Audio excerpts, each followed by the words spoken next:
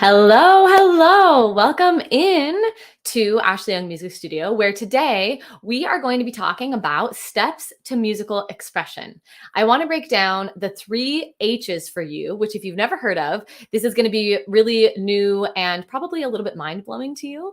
And I'm super excited to get into it with you.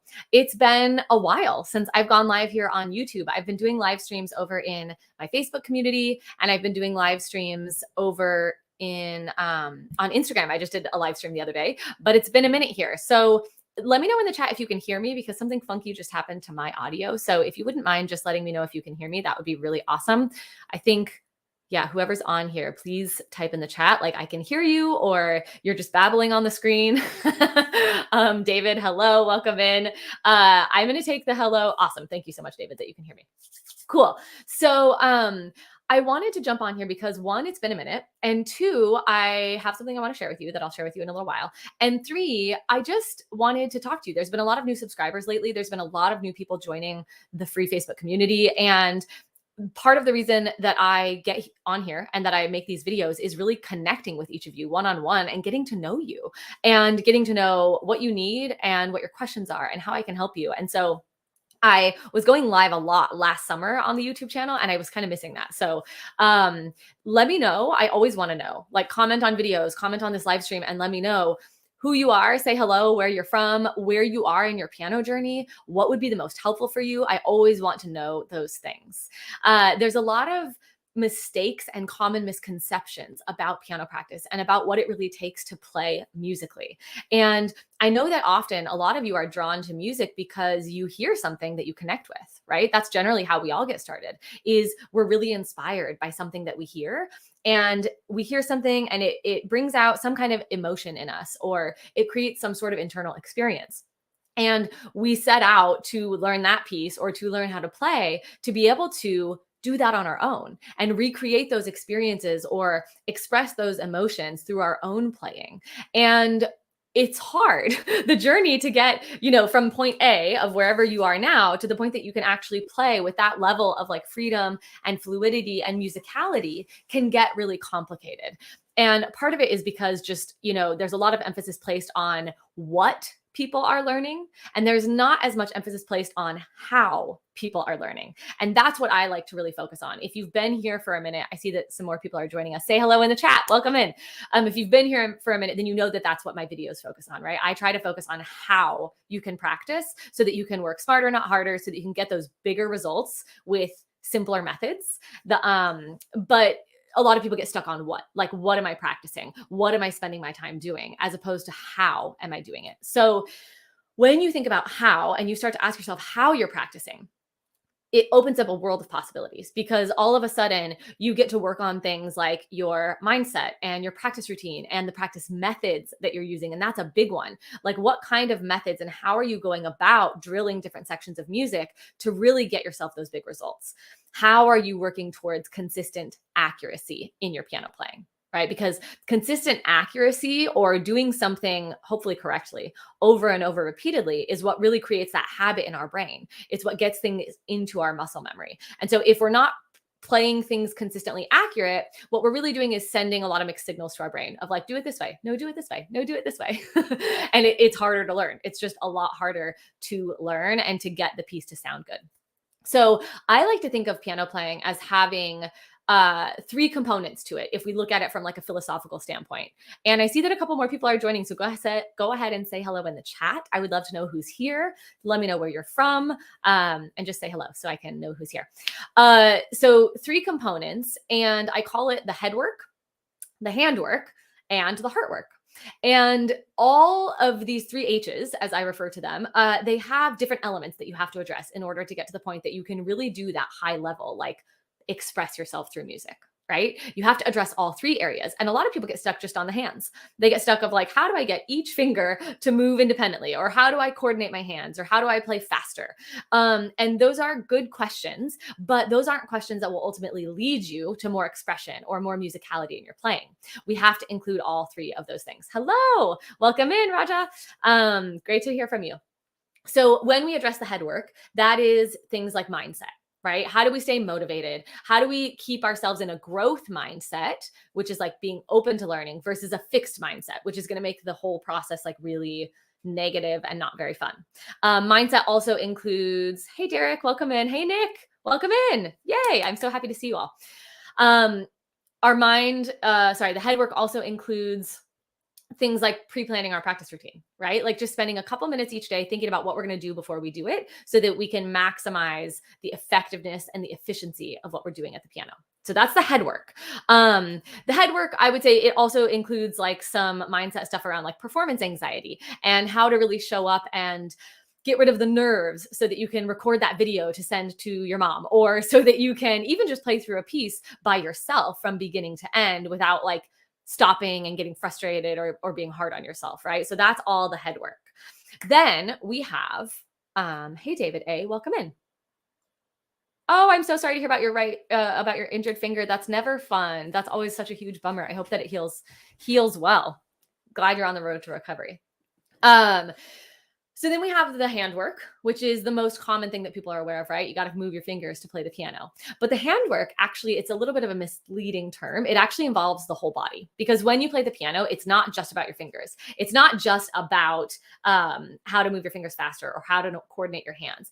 It's about how do you get your entire body working together so that you have the control as you drop into each key to get the proper sound out of the piano. Okay. And when you're really doing that properly, you don't have tension, you're implementing proper technique, you have proper piano posture, and you're utilizing practice methods that work. Okay. And one of the things, and I talk about this a lot, so you might have heard me say this before, but one of the things that doesn't work very well is just playing things over and over again.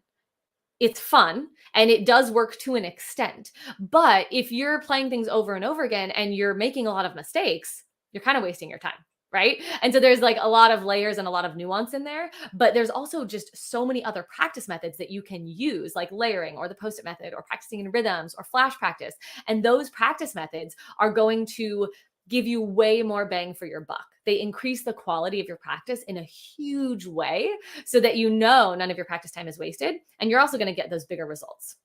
So the handwork really encompasses so much more than just your fingers, right? It's actually about getting your entire body to work together so you have proper technique, proper alignment, so that you can get that beautiful sound out of the piano. And then it's also about implementing those methods that get you bigger and better results with your practice time.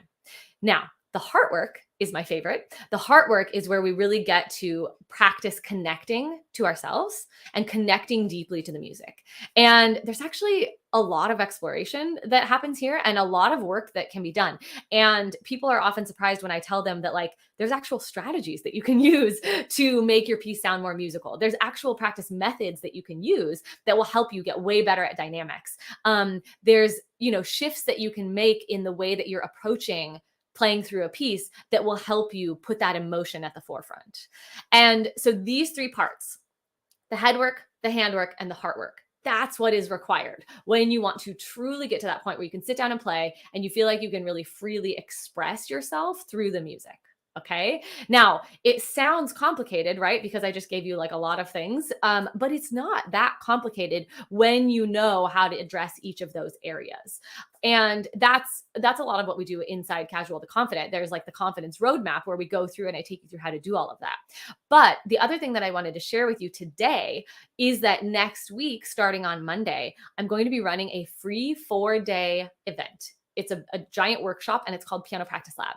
And if you haven't been in Piano Practice Lab before, we're going to touch on all of these things that I just talked about. The whole purpose of Piano Practice Lab is one, that I get to connect with you, right? And I get to meet you in Zoom and I get to see your beautiful face and we just get like to know each other a little bit better. And that's always really fun. And I love showing up in Zoom and actually seeing faces.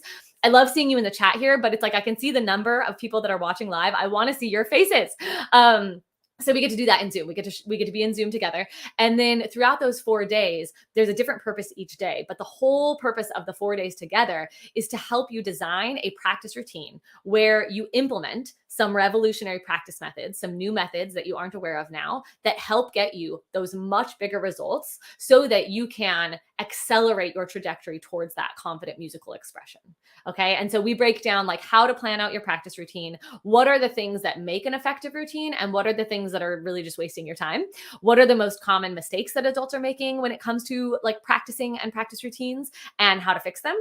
And then I also go through some practice methods that you can use. So I teach you a couple of the revolutionary practice methods that will absolutely transform the way that you approach your practice and get you much better results. You'll cut down your practice time so that you'll find that like what used to take you 2 hours to accomplish will take you like 1 hour or 30 minutes. So we dive deep into those practice methods. And then on the fourth day, I'm doing something that I haven't ever done before. I'm actually going to have a piano player on with me in Zoom, and I'm going to interview her, and she's going to kind of teach and share with you her experience of practice routine creation and practicing with methods that get her results, because I'm on a certain end of this piano journey, right? And so I know exactly how to help you and exactly how to get you playing beautifully. And I know the steps to take you there, but I also know that hearing it come from someone who's like more recently been on the journey and she can share from her perspective how to do it, it's just going to resonate in a different way. So I think it's going to be really powerful for you to be able to hear from someone that's like kind of in your shoes about what's worked for her and what are the things that didn't work for her, and how she's been able to just really level up her piano practice and get way bigger results. This is someone who, when I first met her a year ago, she was tackling all of these really cool pieces. Like she just picks the coolest repertoire. She was playing like Claire de Lune, and she was playing Nuovo Blanche, and like just a bunch of really cool pieces, but she could play them almost all the way through. But there were like several sections that she would play through where she would have to slow down, or where there'd be like a lot of wrong notes or a lot of pauses because she just couldn't quite make it through. And now that's not a problem anymore. She plays through these pieces and they're much more fluid, much more free. So I think hearing from her is going to be really, really beneficial and helpful for you. So I have the link in the description. It's called Piano Practice Lab, and you can join. It's free. It's free and it's 4 days. And if you can't make the live time, then you can go ahead and register anyway. And you're going to get those replays sent to your email. And then the other thing that happens when you register is you're going to get a workbook that accompanies the 4-day event. And the workbook is going to have a lot of what we're going to cover in it so that you really can like take that information and, you know, like have it with you when you practice. You could actually print out that workbook and keep it at the piano.